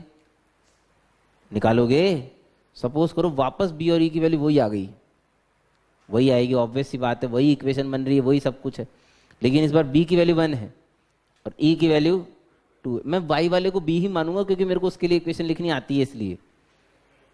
अरे अगर हाइपरबोला इस तरह से खड़ा है तो मैं -1 लिख देता हूँ राइट साइड में, अगर ऐसे हैं नॉर्मल मेरा हाइपरबोला है तो +1 लिखता हूँ, इतना ही तो डिफरेंस है। लेकिन B को तो B ही रहने दो, नहीं तो गड़बड़ हो जाएगी। इसके केस में एसेंट्रिसिटी का formula E² = 1 plus conjugate axis A है अपॉन B 1, तो A² की वैल्यू इस बार आ जाएगी फिर से 3, तो A² की जगह 3, B² की जगह 1, यहाँ -1। या -1 क्यों लगाया? क्योंकि हाइपरबोला ऐसा वाला है, एसेंट्रिसिटी सब वही रहेगी, सब डिस्टेंसेस तो वही हैं, इक्वेशन भी वही बनेंगी, B - A, B - B, B + B, similarly same. यही हाइपरबोला जिस दिन खड़ा हो जाएगा ना, ऐसे टर्न कर जाएगा 90 डिग्री, वो आंसर है, ना कि इसका कॉन्जुगेट हाइपरबोला आंसर है। ये समझा रहा हूं मैं, एसेंट्रिसिटी कैसे चेंज हो जाएगी, सेम डिट्टो हाइपरबोला, यही हाइपरबोला जब ऐसे खड़ा हो जाएगा, मतलब लेट जाएगा, जो भी बोल लो, इसे खड़ा मान लो, जो भी मानो, कुछ तो मानोगे, इसे लेटा मान लो।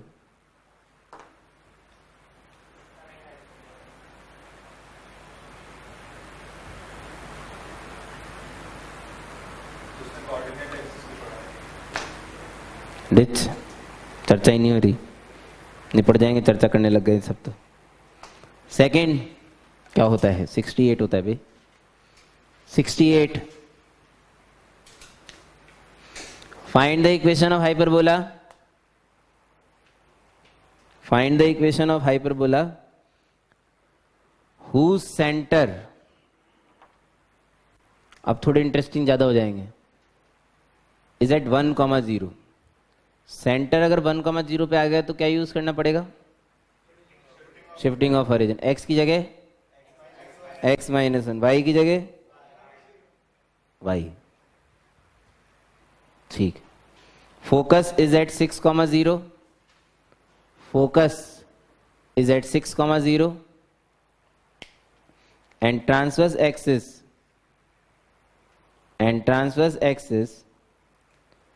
is 6. Transverse axis is 6. Principal axis is parallel to transverse coordinate axis. Principal axis conjugate axis के coordinate axis के parallel है, मतलब नॉर्मल हाइपरबोला ही बनाने हैं। उसको जरूरत ही नहीं थी दी जाने की। चंपू तुम साले फोकस देते हो, रखा है 6, 0, तुम्हें पता नहीं पड़ जाएगा अपने आप? ये नहीं दिया, लास्ट लाइन क्यों दूं? दे रखा है ना, सेंटर फोकस, पता है कर रही है। सुना क्यों था फिर पहले? व्हाट इज दिस यार?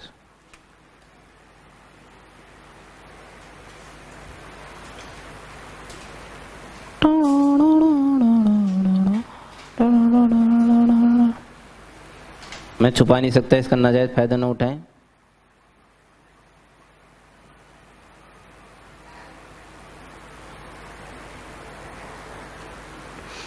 ट्रांसवर्स एक्स इज 6 का मतलब समझ में आ रहा है तुम्हें क्या है? लेंथ है उसकी। हाँ,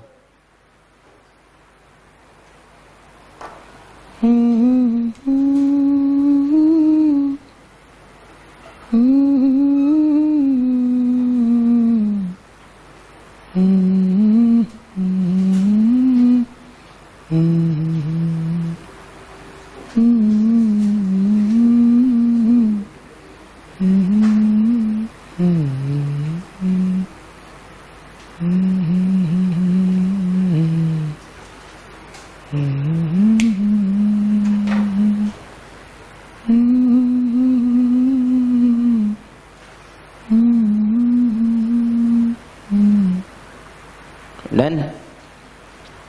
आंसर आ चुका भैया, x माइनस 1 का whole square by 9 minus y square by 16 is equal to 1। किसी को कोई समस्या हो, गला घुट रहा हो कि नहीं सर नहीं हो पा रहा, निपट लिए हम तो, को कांटेक्ट करे तुरंत। हो ही जाना चाहिए, मतलब ये तो बबुआ टाइप से चल जाएगा हम। 69, find the equation of hyperbola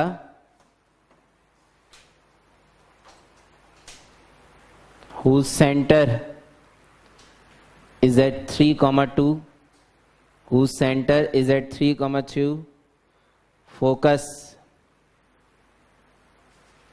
is at 5, 2, and one vertex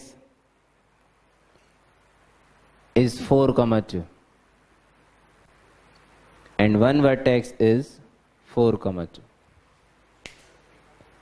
centre दिया है, फोकस दिया है और वर्टेक्स दिया है। CFA।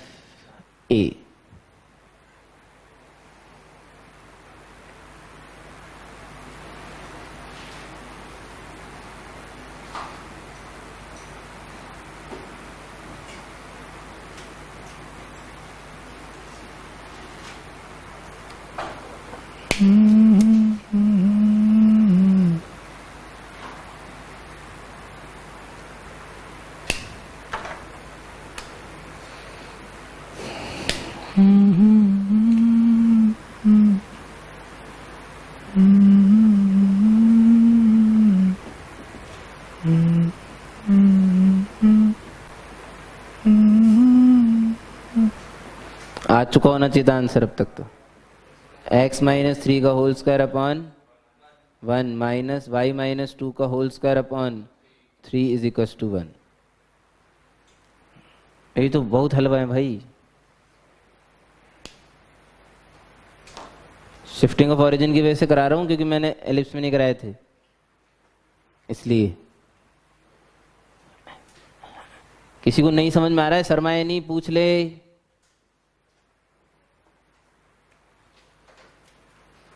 Seventy, find the equation of hyperbola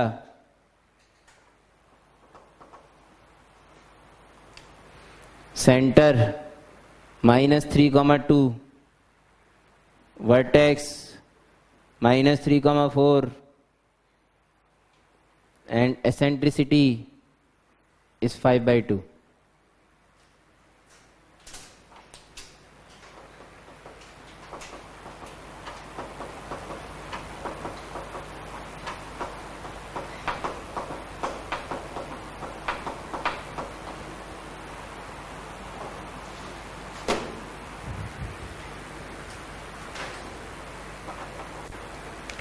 चलो हिंट दे देता हूँ आप लोगों को, आप भी क्या याद रखोगे?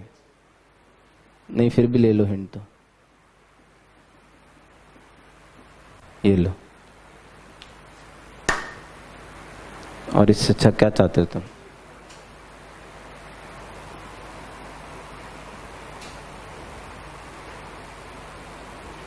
ऊपर वाले से डर लगता है तुम्हें?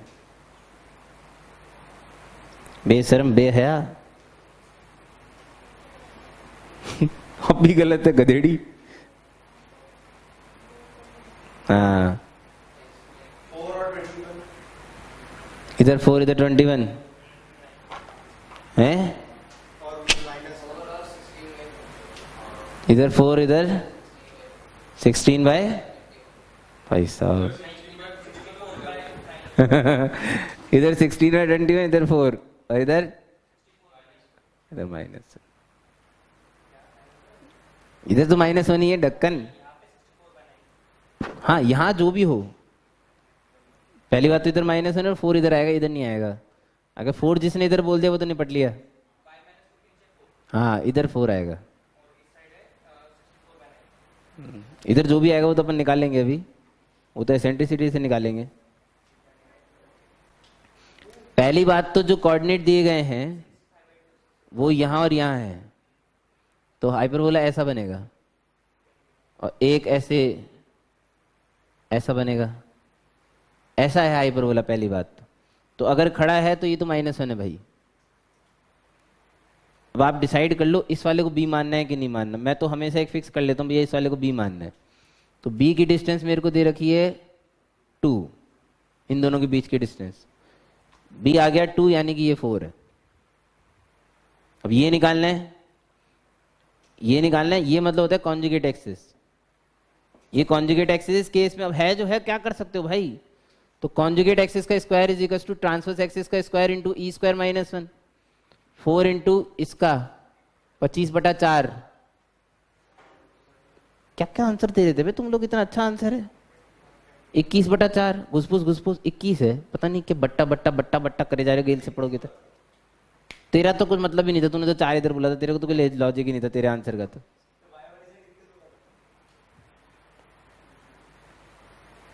ये आंसर है भैया, ये जिसका है वो खुशी मना सकता है, बाकी तो फिर चिल काटो फिर। अब इससे ज्यादा क्वेश्चन नहीं मेरे पास इस टाइप के। सेंट्रा हैं, Santro is back in the market, पता है आपको?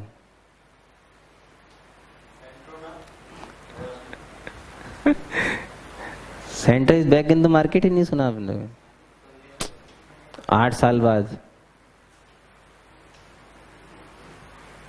नहीं चमक रहा किसी को, बहुत स्लो है लोग यार, एप्टीट्यूड 0 है भाई साहब।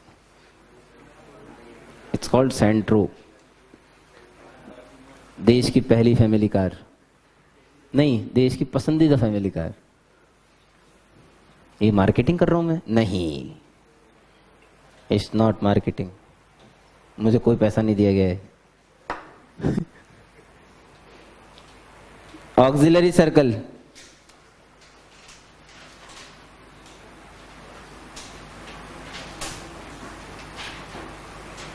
circle described on transverse axis as diameter. Circle described on transverse axis as diameter is called the auxiliary circle. Is called the auxiliary circle.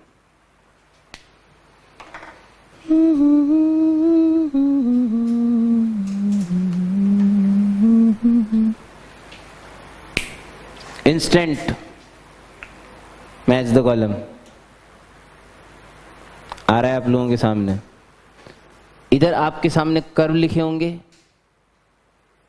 और इधर आपके सामने लिखे होंगे aux circle.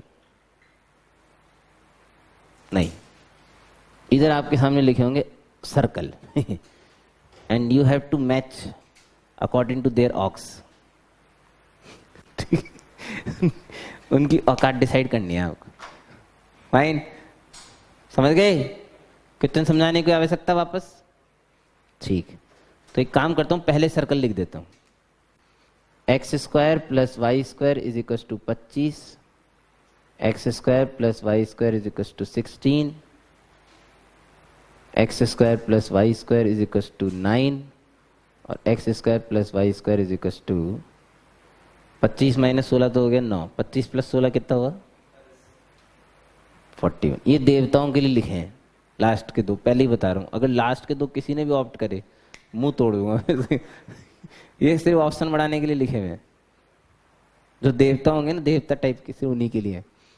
x² / 25 + y² / 16 is equal to 1, x square by 16 plus y square by 25 is equal to 1, x square by 25 minus y square by 16 is equal to 1, x square by 16 minus y square by 25 is equal to 1, x square by 25 minus y square by 16 is equal to -1। ये Agra, Bombay, Calcutta, Delhi elephant लिखे हुए, पंजाब, कतार, राजस्थान, तो सूरत से आपको इन्हें match कराना है। राजस्थान सूरत से अगर किसी ने गलती से भी सोचा मैच कराने का तो उसे तिरस्कृत कर दिया जाएगा, मतलब मार्केट से। मेरे से अच्छा आदमी कहाँ मिलेगा, आपको पहले बता रहा है, मतलब ये तो कि ये तो आंसर ही नहीं है। ये 2 एलिप्स लिखे हुए हैं, आप लोगों को सहायता के लिए बता दूं मैं आपको। ये फिल इन द ब्लैंक्स भी लिख देते हैं, Agra matches with, Bombay matches with, Calcutta matches with, Delhi matches with, elephant matches. करिए प्लीज।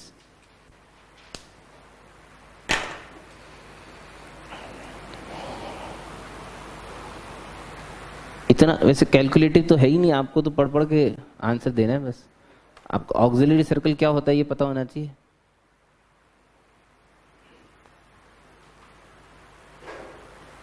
ये तो मतलब ऐसे क्वेश्चन है जो अगर मैथ्स तो कॉलम में दिए जाए ना तो नंबर बच्चे को तभी दिए जाने चाहिए जब सब पांचों सही हो, तभी नंबर मतलब अगर पांचों में से एक भी होगा तो तुम -10 कर लेना चाहिए। मतलब ये ऐसा क्वेश्चन है। अटेम्प्ट क्या, फिर साथ तुम कंसेप्ट ही नहीं पता तुम्हें जिंदगी में।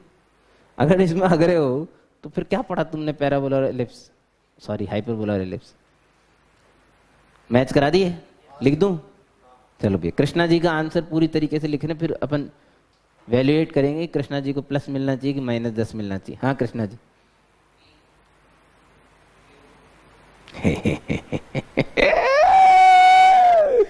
आगे सुनने की बिल्कुल इच्छा नहीं है, बिकॉज बॉम्बे मैचेस विद कतार बोला गया है और सारा जी का भी सोचना ऐसा ही है। इनफैक्ट बहुत सारे लोगों का सोचना ऐसा ही है कि बॉम्बे मैचेस विद कतार होना चाहिए और हक दिया गया है।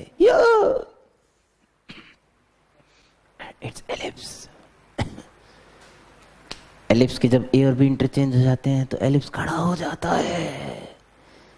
और मेजर एक्सिस ये है, मेजर एक्सिस को डायमीटर मान के बनाया गया सर्कल ऑक्सिलरी सर्कल है। जौन सा बड़ा होगा ना वे वही आएगा।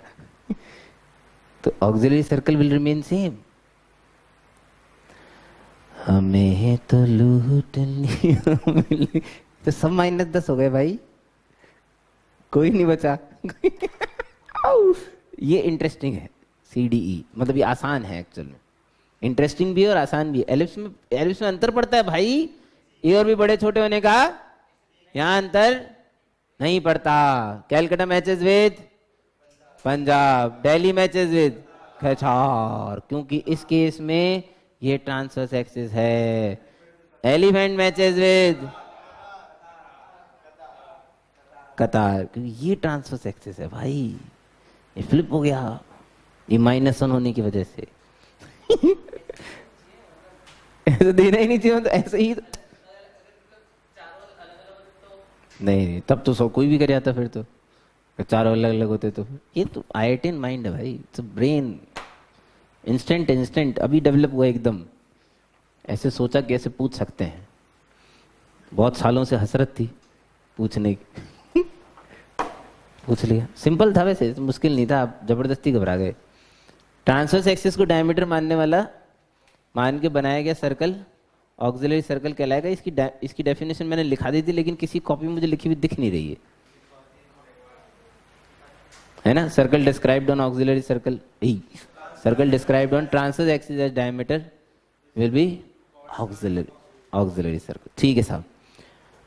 अब अगर इस पे कोई पॉइंट P लिया जाए, अगर इस पे कोई पॉइंट जिसका एसेंट्रिक एंगल थीटा माना जाए, यहां पे वही एसेंट्रिक एंगल ही है, ठीक है। इससे गिराए गए परपेंडिकुलर M से इस पे खींची गई टेंजेंट जिस पॉइंट पे टच करती है, उस पॉइंट को उसका करस्पॉन्डिंग पॉइंट कहते हैं, जिसका पैरामेट्रिक एंगल थीटा बोला जाता है। इस सर्कल की इक्वेशन क्या है मेरे लिए? A² ही है मेरे लिए, तो क्योंकि हाइपरबोला की इक्वेशन मेरे लिए यही होती है। मैं तो इसी हाइपरबोला के लिए करूंगा ना जो भी करूंगा भाई। X square plus y square is equal to a square.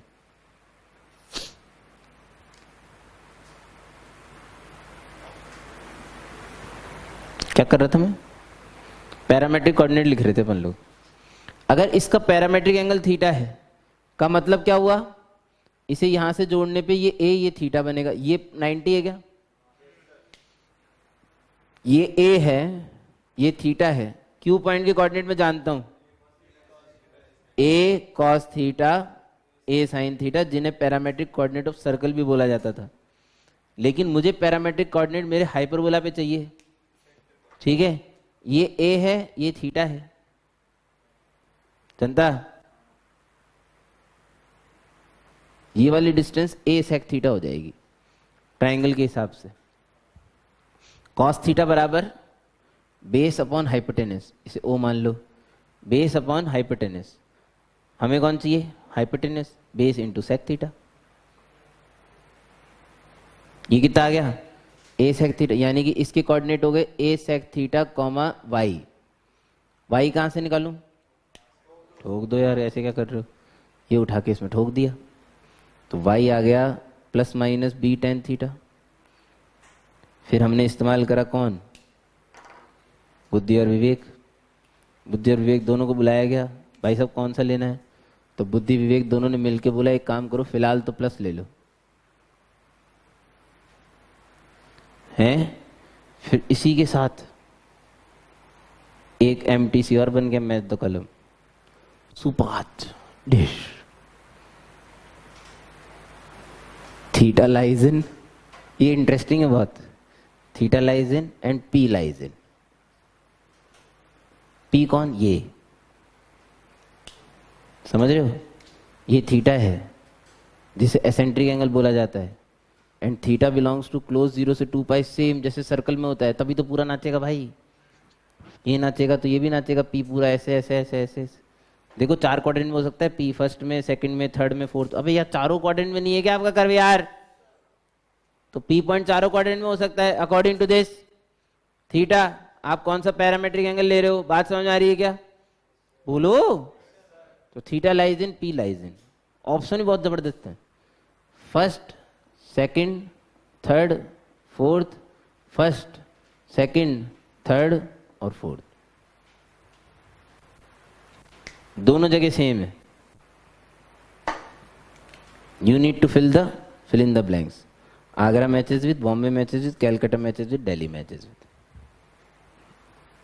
ये ए, ये बी, ये सी, ये डी, ये पी, ये क्यू, ये आर, ये एस। हाँ जी भाई, हो जाए जल्दी, इतना टाइम तो लगना ही नहीं चाहिए। अगर थीटा फर्स्ट क्वाड्रेंट में है तो पी पॉइंट फर्स्ट क्वाड्रेंट में होगा। Agra matches with Punjab, Bombay matches with Rajasthan, Krishnajit Singh Bombay matches with Rajasthan, Calcutta matches with Surat, Delhi matches with Qatar. नहीं, मैंने इसे आंसर नहीं कहा है, मैं तो पूछ रहा हूं कितने लोग इससे इत्तेफाक रखते हैं जिन्हें कुछ चमक रहा है। बाकी निपटे तो पड़े ही हैं। कितने लोग इन आंसरों से इत्तेफाक रखते हैं कि उन्हें कुछ चमक रहा है? चमाया था ना? कुछ नहीं चमक रहा है ना, पागलपंती सी हो रही है ना। अब मैं बताता हूँ, क्वेश्चन इतना सड़ा है ना, इतना फटीचर कि आपको हंसी आएगी। Theta is in first quadrant, sec और टेन दोनों पॉजिटिव होंगे, तो दोनों कोऑर्डिनेट पॉजिटिव मतलब फर्स्ट क्वाड्रेंट में आएगा, यानी कि Agra matches with Punjab. Simple, very simple. Theta belongs to second quadrant. Second quadrant में कौन पॉजिटिव होता है? साइन और कोसेक। तो सेक और टेन तो दोनों नेगेटिव होते हैं भाई, सब सॉरी हो गया। तो यानी कि ये दोनों कोऑर्डिनेट कैसे हो गए? तो ये कौन से कोऑर्डिनेट में पहुंच गया? Third coordinate. तो Bombay matches with Rajasthan, make sense. Theta is in third quadrant, third quadrant में कौन पॉजिटिव? तो ये तो पॉजिटिव हो गया, और ये तो x coordinate negative, y coordinate positive. X coordinate negative, y coordinate positive, मतलब सेकंड क्वाड्रेंट। तो Calcutta matches with Surat, sorry Calcutta matches with खैचर, अफसोस। Theta lies in fourth quadrant, fourth quadrant में सेक पॉजिटिव होता है और टेन नेगेटिव। अब इतना तो समझो कम से कम, एक्स कोऑर्डिनेट पॉजिटिव हो रहा है, वाई कोऑर्डिनेट नेगेटिव हो रहा है, कौन सा क्वाड्रेंट है? फोर्थ, यानी कि दिल्ली मैचेस विद सूरत। तो 9th क्लास का क्वेश्चन है वैसे, ये ईमानदारी से बोला जाए तो ये तो ठीक है, आपसे पूछ लिया गया, सोच रहे थे फिर भी। बहुत मुश्किल था, समझ आया था ना? मर गए ना, जिंदा हो।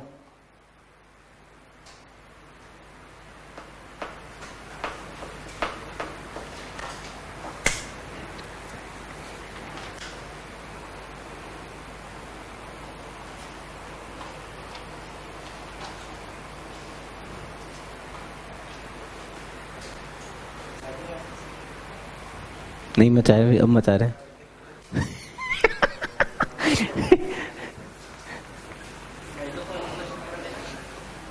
मैच द फॉलोइंग, हाँ match the following. Question number ही नहीं दिए तुमने, 2 क्वेश्चन लिख लिए अपने, 71 72। पागल हो तुम लोग? 2 थे ना, 71 72, 72 क्वेश्चन हो चुके हैं भाई। 28 क्वेश्चन और कराने मेरे को। लाइन एंड अ हाइपरबोला, नहीं ये मैं करा नहीं रहा हूं, ये आप कर चुके हो, मैं तो आपको सिर्फ याद दिला रहा हूं, ये हम कर चुके हैं। शुरुआत बोलो। y is equals to m x plus c और x square upon a square minus y square upon b square is equals to 1 को जब एक साथ सॉल्व किया गया तो एक बोलना तुम्हें पड़ेगा भाई, क्वाड्रेटिक बनी। वो क्वाड्रेटिक दिखने में b square minus a square m square times x square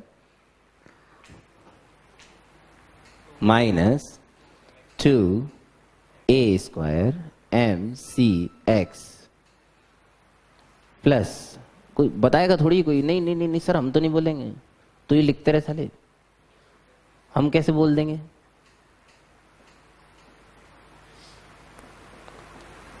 is equal to 0 आई। इस क्वाड्रेटिक में हम लोग सिर्फ एक रिजल्ट में इंटरेस्टेड थे, कौन सा था वो रिजल्ट? d इक्वल्स टू 0, जिसे 0 करने के बाद c की value plus minus under root a square m square minus b square आई। वाई माइनस, क्योंकि एलिप्स में प्लस आया था तो इसलिए हमें याद है? इसके बाद हम एक डिसीजन पे पहुंचे, निष्कर्ष बोल रहा था मैं, बावड़ी। y is equal to m x plus minus under root a square m square minus b square always touches my hyperbola x square upon a square minus y square upon b square is equal to 1, जिसमें बाद में हमने बड़े होने के बाद एक point h, k ठोका। इस h, k के ठोकने के बाद हमें क्या मिला? एक क्वाड्रेटिक मिली, किसकी? m की। वो क्वाड्रेटिक दिखने में कुछ ऐसी थी, h square minus a square times m square minus 2h k m plus k square plus b square is equal to 0।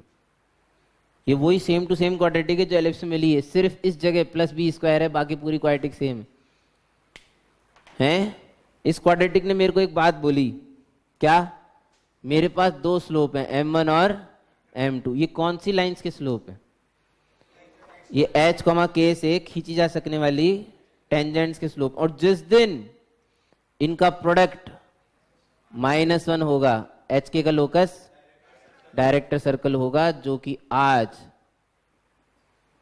ये आएगा। वहां प्लस आया था, यहां पे माइनस आएगा। सारे रिजल्ट एलिप्स के बी स्क्वायर को माइनस बी स्क्वायर से रिप्लेस करने पर हाइपरबोला के लिए कन्वर्ट हो जाते हैं। X square plus y square is equal to a square minus b square, ये आ गया डायरेक्टर सर्कल। और एक बहुत ही सिंपल सी बात यहाँ पे जो रिजल्ट में आया, अगर ट्रांसवर्स एक्सिस कॉन्जुगेट एक्सिस से बड़ा है तो डायरेक्टर सर्कल रियल है। अगर ट्रांसवर्स एक्सिस कॉन्जुगेट एक्सिस के बराबर है तो डायरेक्टर सर्कल पॉइंट सर्कल। भाई सब DCPC, director circle will be a point circle. और अगर ट्रांसवर्स एक्सिस कॉन्जुगेट एक्सिस से छोटा है, ये समझ में आ रहा है आपको कैसे बनाया रिजल्ट? ये ए और बी ये रहे भाई साहब। अगर ट्रांसवर्स एक्सिस कॉन्जुगेट एक्सिस से छोटा है, sorry, no director circle exist. मतलब दुनिया में ऐसा कोई पॉइंट ही नहीं मिलेगा जहां से आप अपने कर्व पे म्यूचुअली परपेंडिकुलर टेंजेंट खींच सकते हैं। रेडियस ही एग्जिस्ट नहीं करेगी ना उसकी। समझ गए क्या? हाँ, we can also say imaginary